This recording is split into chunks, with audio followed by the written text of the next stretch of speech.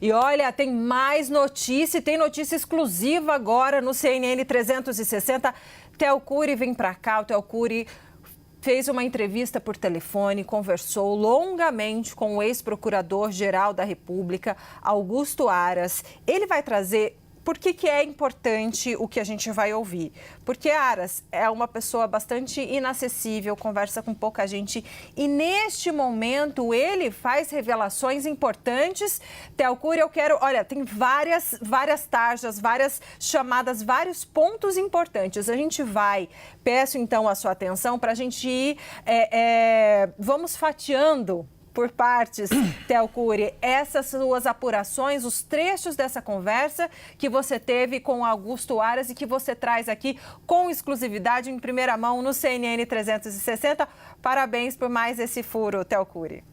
Valeu, Débora. Yuri, boa tarde para você também. Olha, conversando com o ex-procurador-geral da República, Augusto Aras, ele fez um balanço da gestão dele. Eu já conversei outras vezes com ele, em que ele já havia dito que se sentia injustiçado pelas críticas que são feitas a ele, pela gestão dele, por uma série de denúncias não terem sido apresentadas, por exemplo, contra o ex-presidente da República, então presidente da República, Jair Bolsonaro. E conversando com ele, ele relembra que delegou as atribuições, por exemplo, para atuar perante o Supremo Tribunal Federal em casos criminais ou em casos eleitorais a colegas dele. Por exemplo, Paulo Gonet, que hoje é Procurador-Geral da República, na gestão de Augusto Aras, era o responsável por representar Aras no Ministério Público Eleitoral perante o Tribunal Superior Eleitoral. Foi, por exemplo, Paulo Gonet quem apresentou um parecer favorável à inelegibilidade de Jair Bolsonaro. No criminal, atuava, por exemplo, a Lindora Maria Araújo, que foi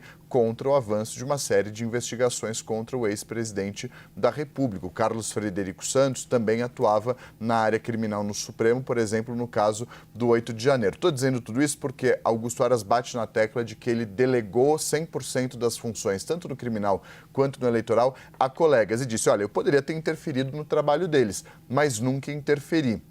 Deixei que eles atuassem como eles deveriam por respeitar, porque ele escolheu pessoas, de acordo com ele, honradas, sérias, competentes e honestas. Me disse, se você me perguntar se eu concordei com todas as medidas que os meus colegas tomaram em investigações, por exemplo, eu vou ser sincero, não concordei, mas cabe a eles tomar a decisão que eles tomaram.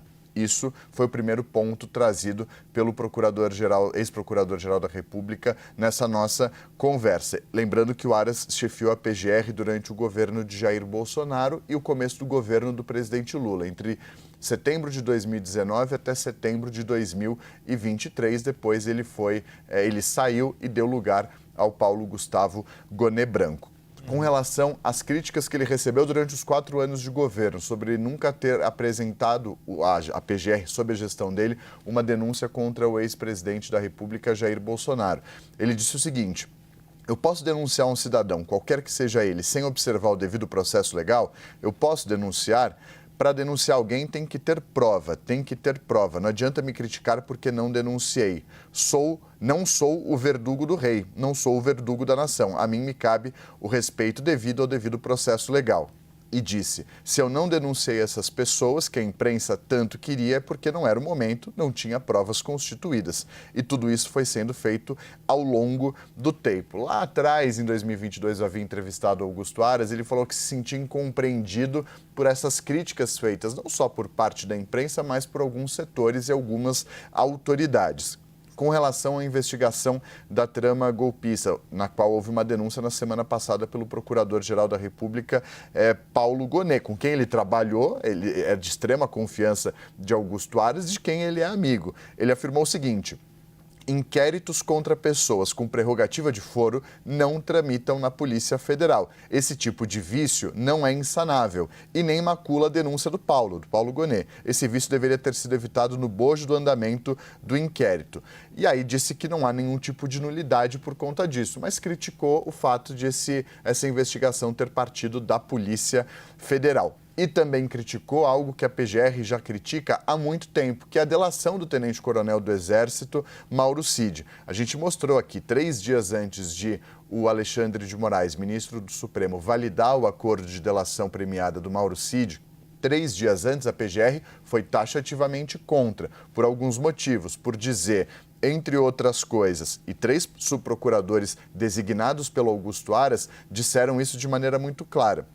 Não havia provas apresentadas por Mauro Cid, eles questionaram a pressa da Polícia Federal em fechar esse acordo de colaboração, excluíram o Ministério Público Federal das tratativas, esses são os argumentos da PGR, e também não era possível confirmar a voluntariedade, a livre e espontânea vontade do Mauro Cid de topar delatar. Esses foram os principais pontos. E aí eu perguntei ao Augusto Aras, e ele disse, eles foram contra por uma razão técnica. Não cabe fazer delação na Polícia Federal sem o Ministério Público Federal. E afirmou algo que deixa uma reflexão.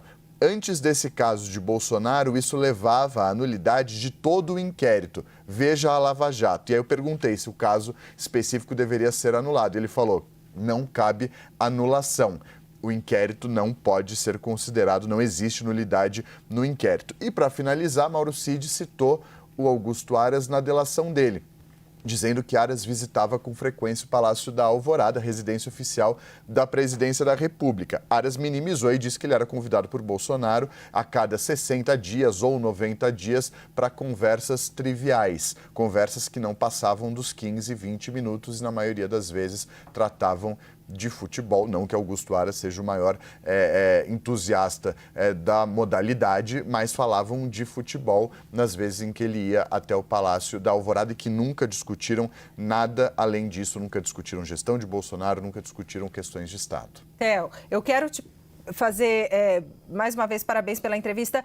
Quero te fazer uma provocação desse último trecho aí que você traz, esse último destaque, que ele fala o seguinte, né? Como você disse, então, Mauro Cid, em sua delação premiada, disse que Augusto Aras, que era o Procurador-Geral da República, ou seja, a gente está falando de quem? O chefe do Ministério Público, né, federal, ia sempre no Palácio da Alvorada, estava sempre com o voo do Planalto, estava sempre conversando com o Jair Bolsonaro. Por que a conversa não passava de 15 minutos? Ele falou, ele te explicou por quê? Ele disse pelo próprio perfil do ex-presidente da República, e quem conhece o ex-presidente sabe como são esses encontros, sabe como são essas conversas, a conversa nunca evoluía para além de 15, 20 minutos. Obviamente, chamou a atenção essa menção, Mauro Cid, na delação premiada, ele diz que ele próprio marcava as reuniões, as autoridades o procuravam para marcar audiência, reuniões com Jair Bolsonaro, e ele menciona o Antônio Augusto Brandão de Aras na delação dele, dizendo o Aras era o único que não me procurava, ele marcava diretamente com o ex-presidente e depois eles só me comunicavam que aconteceria a conversa. E essas conversas aconteciam a cada 60, 90 dias, de acordo com Aras, de acordo com o próprio ex-procurador-geral, as conversas não passavam de 15, 20 minutos por conta do perfil mesmo do ex-presidente, as conversas não iam para além disso, mas nunca saíam também de fofocas, futebol, e não assuntos que diziam respeito, de acordo com Aras, à gestão de Bolsonaro ou assuntos tratados de Estado. E fez uma provocação.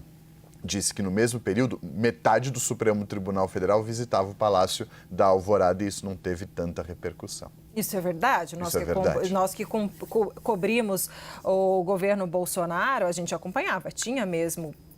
É normal, assim como tem hoje com o presidente Lula, né? Exatamente. E ele até brincou, ele falou assim, olha, se bobear, no histórico, eu conversei mais com o presidente Lula, e ele fala isso para mim. Ele diz, provavelmente eu conversei mais com Lula na vida do que com Bolsonaro do ponto de vista de interesses que não são de futebol. E ele falou, eu ia porque é um presidente da República me chamando, assim como eu vou conversar com ministros do Supremo, com senadores, com líderes na Câmara dos Deputados. Obviamente era o Procurador-Geral da República na época em que havia investigações e suspeitas e essas acusações de omissão por parte da PGR. Deixa eu te fazer só mais uma pergunta. O que Augusto Aras está fazendo? Desculpa, Yuri, desculpa. Não, o que ele está advogando? Ele está no Ministério Público? Ele é consultor, ele segue sendo subprocurador-geral da República, ele ainda não se aposentou, ele entrou no Ministério Público Federal antes da Constituição de 88, quando se permitia a advocacia ao mesmo tempo em que o integrante do Ministério Público Federal atuava, mas ele ainda segue nos quadros do MPF e está numa consultoria também. Não, eu achei Parabéns, só curioso, Theo, quando você mencionou essa parte do que a Aras te falou, né, que já conversou mais com Lula sobre vários outros assuntos do que com Bolsonaro, porque isso traz à tona o passado de Augusto Aras, que quando foi escolhido por Bolsonaro, lembrando que ele não fazia parte, né, da lista tríplice da Associação dos Procuradores, e que, na época, muita gente bolsonarista era contra a nomeação, né, a indicação de Aras, por causa desta proximidade prévia de Augusto Aras com o campo petista. E aí vale lembrar, depois que Lula voltou ao Palácio do Planalto, houve petista que quis resgatar esse passado e defender a permanência de Augusto Aras, mas acabou prevalecendo a escolha por Paulo Gonet, não é isso, Theo? É isso, bombou na época uma matéria que falava que Augusto Aras deu festa em casa com José Dirceu, Rui Falcão. Ele tem muita proximidade com figuras políticas, como obviamente é natural. Dessa gestão atual, pessoas próximas com o Rui Costa, por exemplo, com o Jacques Wagner, dois baianos assim como ele, com quem ele manteve uma relação muito próxima a vida toda, além de muitos outros políticos. É isso, Theo Cury, muito obrigada pela sua apuração, essa entrevista exclusiva que você fez, essa conversa que você teve com Augusto Aras, nesse momento, né, em que ele é citado pela delação de Mauro Cid. Então você traz aqui o posicionamento dele, a visão dele, que acho que é muito importante para a gente fazer, então, o equilíbrio de todos os lados. Obrigada por enquanto, Theo Cury.